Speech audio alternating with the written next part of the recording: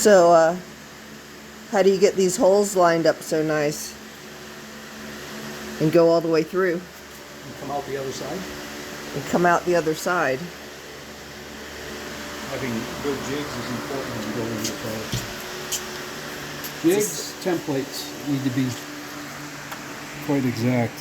So you missed the solid 15 minutes I spent lining this template back up, because no matter how perfect it was, cut exactly off the body, there's always, the weather changes and you have to feel all these lines, and these guitars are railed right to all these measurements, so you just got to get this thing back on that body after that body's been routed, okay? And it is now, and the clamps are all sprung down, okay? So the next thing I do is mark my pickguard holes. Crazy, huh? Because the guitar is perfectly lined up. There's no guesswork. When that pickguard goes on, it lines up center to these holes, and that's that, okay? And that means the bridge is there, all lined up. That means the neck is in the pocket, like Steve Gadd. And everything's perfect, okay? So then I come over here. You're going to have to find a place to stand. Oh, look at this. I like this piece. Is kind of cool, huh? It's got little tic-tac-toes all over it, right? Huh. Yeah, this piece had that ever since I started planing this board down. Look at it on the back. Like, Huh. It's kind of weird looking. yeah, it's kind of crazy. I'll probably do this in a see-through white. Okay, so now the jig comes over here. I'm going to show you how these holes get all the way through and how important it is to have good jigs. Okay, you don't want to go on that side now. I'm stuck. Okay.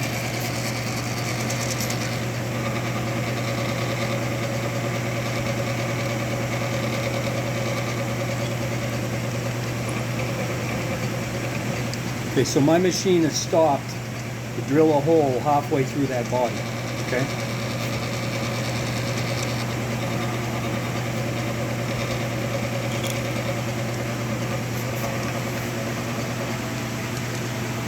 I've been doing this a long time, so I can feel center there. Those are hardened steel bushings. McMaster car has these things. It's the easiest place to get them, I found. Just call them on the phone. They got a long selection on their website. I don't use a really good bit for this. I don't want a really sharp, really router style drill bit. I just want a steel bit that guides the hole good. These holes are just for the strings to pass through in the end. That's all they're for. I play guitar with that finger, so it's all calloused. So the bit don't hurt it. Okay, so 6 holes this way. Now when I flip this over, it won't take so long to line up the back, because it's crucial, but not that crucial. Okay? Not as crucial. This has to be so dead lined up to this. And then of course that means all this. And you see how small this is? My last tone pot almost snaps in place there. There's no guesswork. When you put a guitar together that's been built properly, it should literally snap together. Okay, so now I'm going to show you how we get the holes in the back of the guitar to line up. I see all kinds of goofy ways people do it, and there's no right way. It's whatever way works for you is the best, but I'm going to show you how I do it, that's all. Seeing as though I've been doing it since I was like 15 years old, and I'm 63 now, or 60 something. Anyway, okay, 62. 62. Alright, so I got my 6 holes, right? What do I want on the back? 6 holes? No, not yet. That's after the guitar is painted, okay? Let me show you what I do before the guitar is painted. This template is exactly the same as the one that cuts out the body, because it's cut out from the same master, okay? Now, on the front, it took me 15 minutes to line this up. The back, it won't take that long, because if these are off by 2 thousandths or so, you know, as far as the whole row, this way or that way or this way or that way, no one in the world will ever know, not even somebody whose job is to measure that, okay? Because it's the back of the guitar and the strings go through.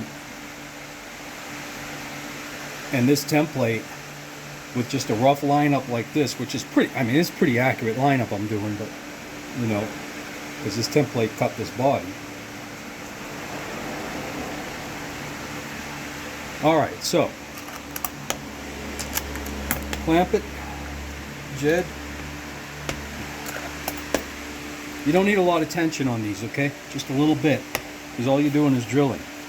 So what am I going to drill now? I'm only going to drill these 2 outside holes. And after I do all the round over and all the carving of the body and all the sanding, and then paint it even, then I drill the rest of the holes. So I'm going to come over here. I'm going to show you the whole process, except for, obviously, the guitar is not finished and painted, but I'm going to show you the jig I use when it is finished and painted, and you'll get an idea. So now I just want these outside 2. Let me show you guys a little trick. You see how there's glue around those? Okay? If you, when you drill for a drill bushing, if you go down about 20-30 thousandths with a 2 to 3 size bigger bit on one side, and then fill that with JB weld, that thing ain't popping out ever, okay? It stays in there. There's nothing worse than when those things pop out. So halfway through again, so those holes will have met by, you know, I mean, would they be machinist exact? No, of course not, but it doesn't freaking matter. It's wood. It's going to swell and change anyway. So, I mean, if you stuck an 1/8 inch dowel rod through there, it would go all the way through. Lined up that much, you know. So that's all I want now is those 2 holes, okay? And then this body would be done until I go through the rest of them in the next process and all that. And now, assume this body's built and painted and everything, and I've got 3 coats of nitro left. Okay, I got my burst on here, or my see-through white, or whatever it is I'm going to do. And I got it level sanded good, because I don't want holes in the back while I'm sanding. I like to sand wet sometimes, depending on how the paint's going on. Those 2 holes aren't going to bother nobody, okay? They're little 1/8 inch holes, even if they swell up a bit. Keep in mind, I'm not using stock ferrules, okay? So they're not exactly what you're used to. I use a straight 3/8 ferrule that I make, because they're cold roll steel and they're longer and they don't have a giant hole in them, just enough for the ball. The tone is really good. So I make these on my milling machine over here. Okay.